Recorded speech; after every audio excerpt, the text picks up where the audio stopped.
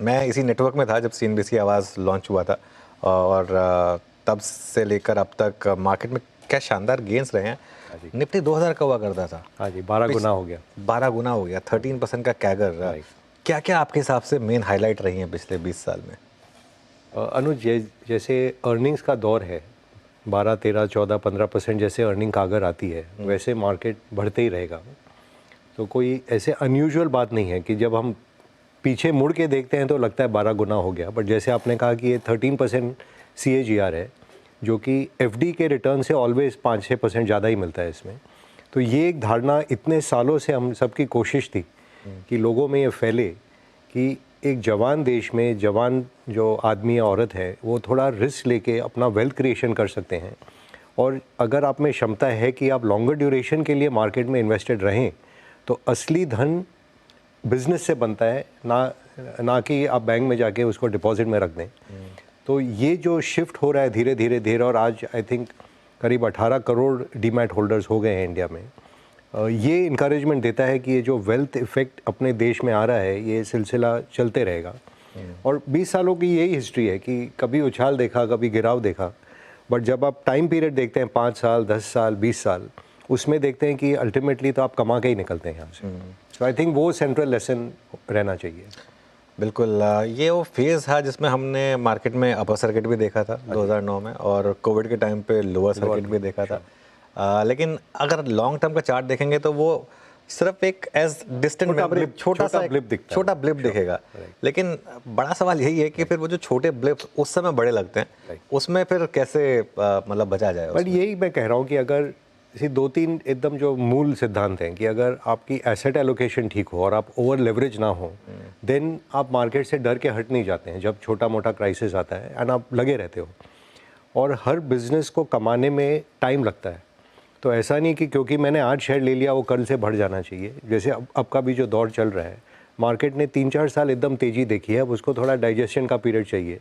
तो उसमें अगर आप उदास हो जाए कि मार्केट घट रहा है, चल नहीं रहा और मैं निकल जाऊँ, तो जो मार्केट के मैक्सिमम रिटर्न आई थिंक साल के 20 दिन में आते हैं। और वो अगर उस 20 दिन में आप मार्केट में इन्वेस्टेड नहीं हैं तो वो गैप निकल जाता है और आपके हाथ में शेयर निकल जाते हैं फिर। तो ये खाली यही लेसन है कि आप इन्वेस्टेड रहें, अपना एसेट एलोकेशन ठीक रखें, और जो पोर्टफोलियो मिक्स है वो कभी कभी टिल्ट हो जाता है कि एक सेक्टर ओवर डोमिनेट करता है। जैसे IT एक बार बीच में हो गया था, डिफेंस लास्ट ईयर हो गया था, या स्मॉल कैप ज़्यादा हो जाते हैं, लार्ज कैप कम हो जाते हैं। वो खाली बैलेंस बना के बैलेंस वे में आप चलें तो ये 13% जो आपने 20 साल का रिटर्न बताया है, नथिंग अनयूजुअल, ये सिलसिला चलने ही वाला है। उसमें एक और चीज़ जो इंटरेस्टिंग है, जो हम ग्राफिक्स प्ले भी कर रहे हैं, निफ्टी का 13% का कैगर है, मिड कैप का उससे थोड़ा ज़्यादा और स्मॉल कैप का उससे भी ज़्यादा। तो मिड कैप का 15% का कैगर है, स्मॉल कैप का 16% है। अभी कहने को अभी देखिए 13% से 1075% हो गया, लेकिन इसमें आप थोड़ा सा और जोड़ दें, एक बार मिड कैप और स्मॉल कैप दिखा दें अगर, तो वो 13% को हल्का सा बढ़ा दें, 15 पे ले आएँ, तो वो 10 गुना का 16 गुना हो गया, इधर 11 गुना का।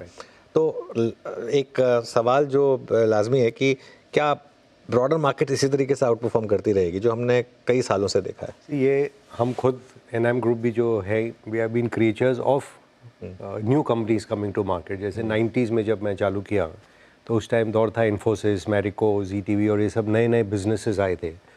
और जब एक नया बिजनेस चालू होके अल्टीमेटली लार्ज बिजनेस बनता है, उसमें वेल्थ क्रिएशन मैक्सिमम होती है, बट मोर्टेलिटी रेट भी ज़्यादा है। तो आज हमें जो विनर्स हैं उनके नाम याद रहते हैं, जो लोग बीच दौर में दे डोंट मेक इट, उनको हम भूल जाते हैं। तो जो इंडेक्स में रिटर्न दिख रहे हैं, it is a survivorship bias, कि जो आप 3-4 अच्छे शेयर रख लिए। जैसे IT में अगर आप देखें तो इन्फोसिस कहीं है, एंड 4-5 कंपनियां जो आज साफ है और वो है ही नहीं।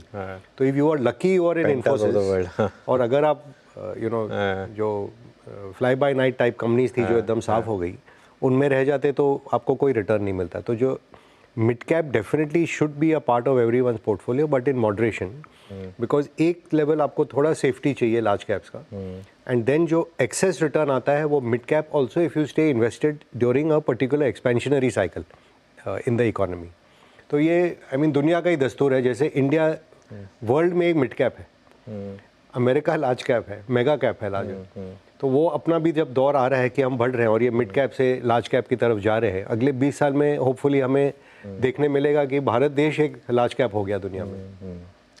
बिल्कुल। मैं तो पढ़ रहा था कि जो ओरिजिनल निफ्टी 50 था उसमें सिर्फ 6 स्टॉक बाकी हैं। ओह, इज अब दैट राइट? निफ्टी में, हाँ। अच्छा, मैंने भी ध्यान नहीं आई दिया। Think Hindustan Unilever, right. Reliance और आई थिंक 3-4 और स्टॉक्स होंगे जो ओरिजिनल निफ्टी 50 के हिस्सा थे। और उसके बाद खैर कई स्टॉक्स उसके बाद लिस्ट हुए हैं, जैसे जैसे TCS तो काफ़ी उस वक्त बाद था में ही लिस्ट नहीं, हुआ है, सही तो बात उस हिसाब से राइट।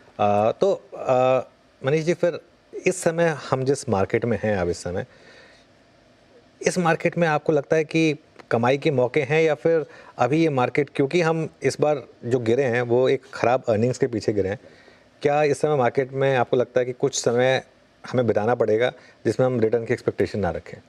सी, हम लोग रिसेंटली एक स्टॉक मार्केट ग्रुप की गैदरिंग हुई थी, उसमें यही एक चर्चा का विषय था।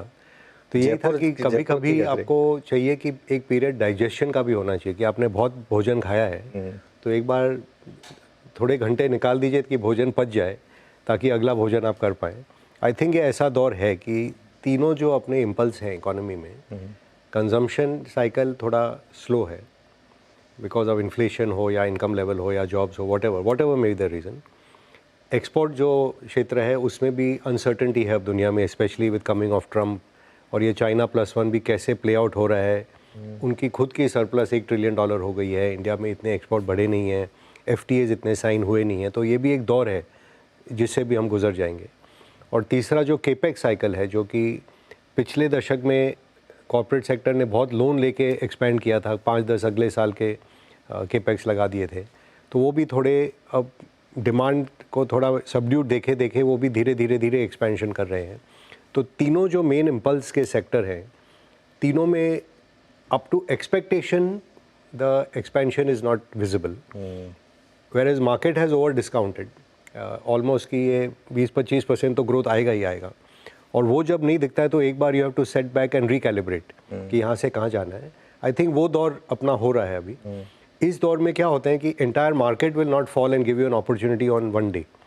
वो जैसे आपने कई शहरों में देखा होगा 25-30% शेयर घट गए हैं, इंडेक्स में आपको बेरली 10% दिखा होगा, बट काफ़ी जो शेयर है वो 25-30% में भी सम ज़्यादा भी घट गए हैं। तो जहाँ पे आपकी अंडरस्टैंडिंग है और जहाँ पे आपका कॉन्फिडेंस है और आपका टाइम होराइजन थोड़ा लंबा हो, वहाँ पे वन शुड स्टार्ट लुकिंग। वो वैसे गैदरिंग जो है काफ़ी हुज हु की गैदरिंग, वो जयपुर में जो आप लोगों की हाँ, हुई थी। राधा किशन जी ने अपने 40 साल पूरे करने के लिए निमिष भाई के साथ बहुत अच्छा गैदरिंग उन्होंने किया था, and all of us were so thankful कि बहुत ही मज़ा आया।